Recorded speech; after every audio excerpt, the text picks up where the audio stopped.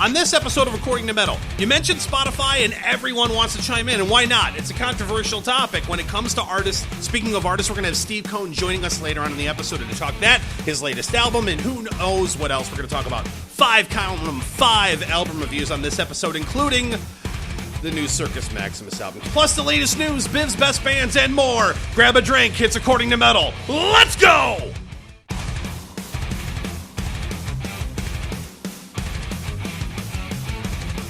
News, reviews, interviews, and all things metal. From the Kensington Place Studios, it's According to Metal with Jason and Biv.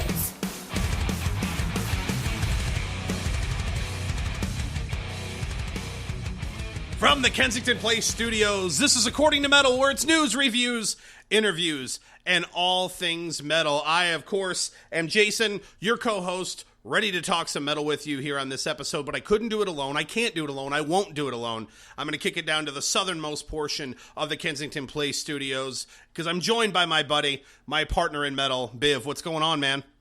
Oh, man, we got a lot going on. A lot of great releases that have come out lately. A lot of interesting news segments, and it's going to be an action-packed episode. That's for sure. Yeah, absolutely. Lots of stuff to talk to you about. I hope you have a drink in your hand. Biv, what are you drinking this evening? As you know, that's the rule on the show. Well, I got iced tea. You got iced tea. Well, here, I'm going to do this for everyone's listening pleasure and yours. There we go. Popping it open.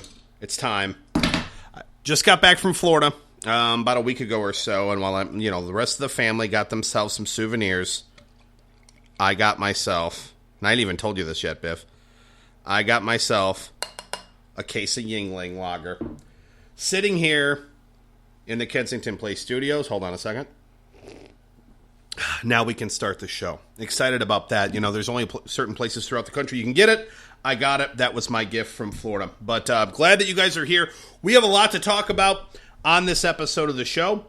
5 reviews, like I said in the intro, were the most we've ever done on an episode. Some really good ones. By the way, we mentioned Circus Maximus, which we're going to talk about, and we're actually going to be joined by our good friend Lacy Mucklow, who's going to be giving her thoughts on the Circus Maximus album as well, because I know she's a big fan, as am I.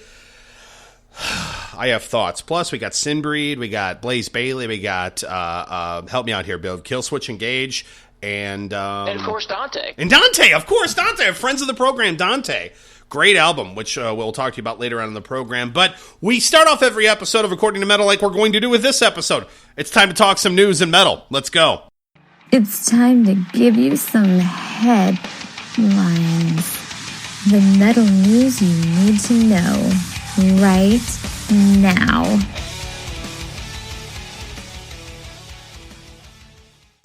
All right. As always, when we talk news, we got to go to our Biv, who's going to tell us what's going on in the world of metal. What's up, Biv?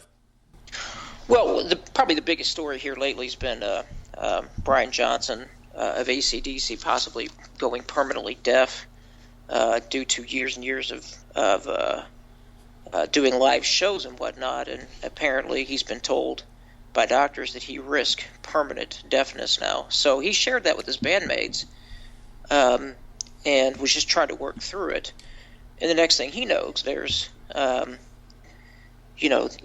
looking for replacement singers, and, they're not sure if they're going to find one or many different ones to kind of fill in at different shows. And now all of a sudden he feels like he's been kicked to the curb, and it's just kind of turned into this whole AC/DC soap opera.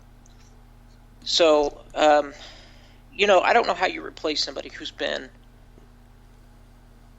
your lead vocalist for 40 years. I don't know how you do that. Well, I don't know how you do it, especially with a guy the magnitude that is Brian Johnson. I mean, the guy's been the voice of the band forever. He's a great singer, very unique. And it's really interesting to see how it played out. And you look at all the things that have happened to AC/DC over the last year or so. Their drummer Phil Rudd, of course, arrested. So they're going through that turmoil. Now you have Brian Johnson saying, "Hey, I'm going deaf." Angus Young saying, "Okay, well, I guess we'll find somebody to replace you." Brian Johnson saying, "Oh, I'm not ready to be replaced. What the hell's going on?" it's become a lot of turmoil. And what's crazy about that is those I know who have gone to AC/DC's North American shows have been like, these guys sound better than ever. So it's really unfortunate that if that ends up being the case where Brian has to be replaced, that really, really sucks. I guess rock and roll clearly is noise pollution in regards to Brian Johnson, but you look at all of the people that have been kind of, it's fun to, and I don't know if these are truth or not, or rumors or not, but we're going to have fun with these anyway, because we did talk about this off the program. We're talking about all these names that are being floated out there as possible replacements for Brian Johnson, and some of them make me laugh my balls off. The reality is the first name that came to mind for me was James O'Keefe, who's the lead singer of Airborne. To me, that's an absolutely perfect fit, because it's a Australian band. And let's be honest, if you've heard Airborne, you go, wow, it's AC/DC. I mean, that's basically a modern version of what AC/DC is Airborne, with vocals that sound very similar and, good guitar player to boot. So to me, that's the absolute sensible replacement. But, they've had names that have been floated out there like David Coverdale, David Lee Roth. David Lee Roth can't sing in Van Halen, let alone in AC/DC. David Lee Roth can't sing, period, anymore. He's awful. He's gone Paul Stanley on us, if not worse. So the fact that there's names that are being floated out there of people who can't even sing anymore, let alone trying to replace somebody as iconic as Brian Johnson, to me, I think is funny. Well, the name that I came up with is someone who's not known at all, really, and that's Rex Scott, who was the vocalist for a band called X Center. And in fact, Jason, we've got a clip of that. Can you play it for us now? Sure. Let's go into it. Pushing myself in way too deep, and it's only getting worse. The load is getting heavy, and I can't take the heat. I got to take it day to day. I got to get on my feet and look to the sky, and open up my eyes. Better than ever, safer than sorry. Everybody dies. Okay, so yeah, Rex Scott, vocalist for X Center, and to me, he's an absolute dead ringer for Brian Johnson. And instead of introducing a whole new sound like David Coverdale or, somebody absurd like that, stick with someone who is going to sound much like Brian Johnson and can at least cover the material on the nights maybe that Brian can't do it. But it sounds like they may just be cutting him loose altogether. It's really turned into quite a drama club episode. Yeah, and that's what's so crazy about it. And I don't disagree with you at all. I think that's a good option. I mentioned James O'Keefe from Airborne. You don't need to go too far off the reservation as far as you're going to replace. I mean, go the Judas Priest Ripper Owens route. Let's find a guy who sounds like Halford and put him in there. And people are going to be like, okay, well, it's not Halford, but it's pretty close, and he's still pretty good, so I'm cool with it. That's the route you would take if you're AC/DC, instead of these more famous band or singers or vocalists who are just god-awful, most of them nowadays, especially in the first place. Doesn't make a lot of sense to me. But, of course, more updates on every episode of According to Metal. As we know more about this, we'll share that with you, because I think it's a pretty fascinating story. And like I said, man, I think despite their age, despite how long they've been doing this, the feedback and the reviews I've gotten from people who've seen them on tour are like, that was an amazing show, and it just would really, really suck if, as long as they've been touring around the country or around the world for that matter, for them to now be in a situation where they have to once again replace a singer. You replace Bon Scott, how do you do that? Well, you replace him with Brian Johnson, who's been amazing. You better make the right replacement this time, or you're going to lose a lot of fans, and that sucks, because you're still, as long as you've been into this, you're still selling out huge arenas everywhere you go, and it'd be a damn shame. It would be. And speaking of replacements, a couple episodes ago we talked about the passing of Jimmy Bain. And we were talking then about whether or not Last in Line was going to go on. And in fact, they are. They've announced several new shows. And they have found, in my opinion, a great replacement. Granted, there's no true replacement for Jimmy Bain, but one of my favorite bassist, if you will, is Eric Brittingham of Cinderella. So I think because of his tenure in metal, and the classic metal sound, and also being able to play some blues, which we did hear some influence of that on the Last in Line record. I think Eric Brittingham's a great choice. And I think it's an absolutely perfect choice. And actually, when I saw that article, I said, oh, Biv's got to be taking off his pants. At the fact that somebody from Cinderella fame is going to be joining Last in Line, he's got to be like, oh, hell yeah.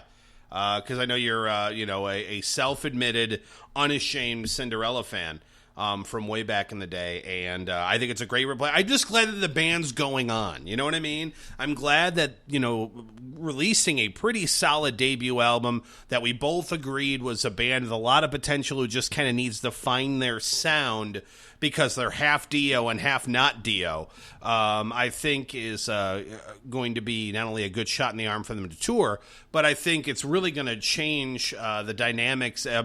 Cannot wait to see what future albums from Last in Line look like because of sadly the possible lineup change, and when they start becoming a band that really is becoming a band on their own, of their own, instead of a Dio tribute band, which many people could say was really nothing. The lineup, minus of course Ronnie James Dio, was a Holy Diver tribute CD essentially.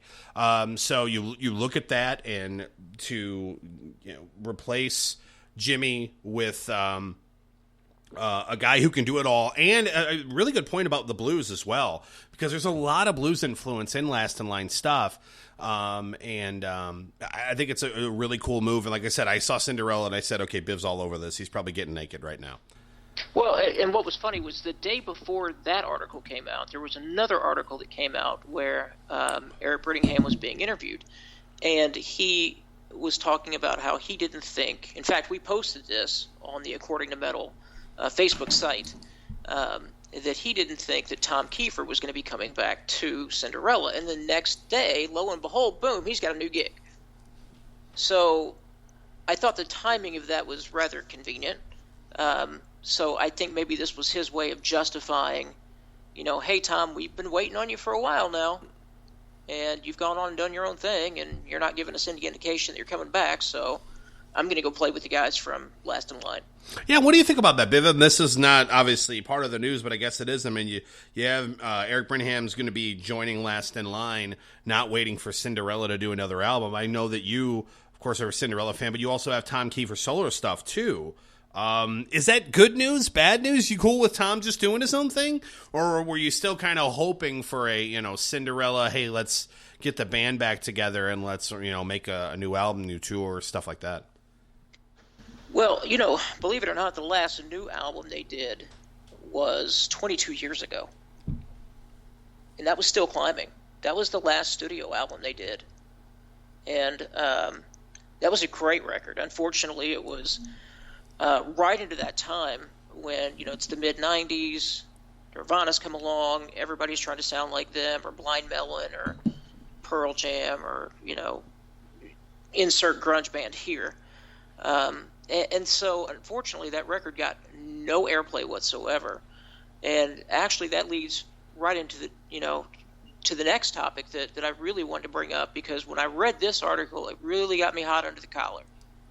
And that was an interview with Vivian Campbell of Def Leppard, who was talking about the Slang record, which came out 20 years ago in 1996. And the Slang record was a completely different sound than anything that Def Leppard had done before. And it was great. It was it had blues influence, it had some Middle Eastern influence, it had things in it that Def Leppard had never done before or since. It didn't sound like, it didn't have those big, those big hooky choruses. It just was an honest record at that time. Not a lot of overdubs. It was just an honest record. Well, so Vivian Campbell's being interviewed, and he says, you have to understand it was 1995 when we were recording this, and, Nirvana's pretty much killed the metal scene, and we knew if we came out and we did a record like Adrenalized that we would just get crucified, and, it was my first record with them, and I didn't want to, he's just basically tripping all over himself, apologizing for making Slang. And then he goes on to say, well, but I also like the sound of it. But it was like, I like the sound of it, but we didn't really mean to do it. And I've got a problem with that. And the problem I have with it is, that was great work.